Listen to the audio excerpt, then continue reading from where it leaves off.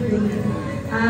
Di man ako masyadong express sa'yo, pero nagpapasalamat ako kasi kayo ang piyanan ko. Napakaswerte ko kasi napakabuti ng mga piyanan ko sa akin.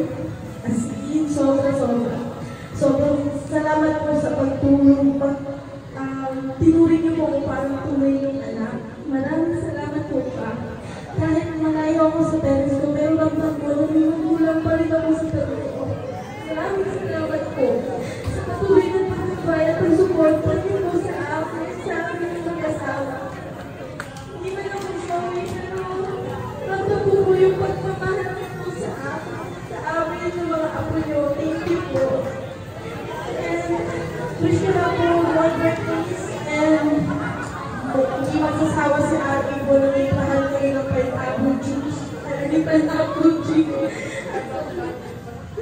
And lagi ito natandaan na nandito na kami nagmamahal sa inyo. At salamat po sa pamana na sobrang kumagwapo ng mga apo niyo. Yes!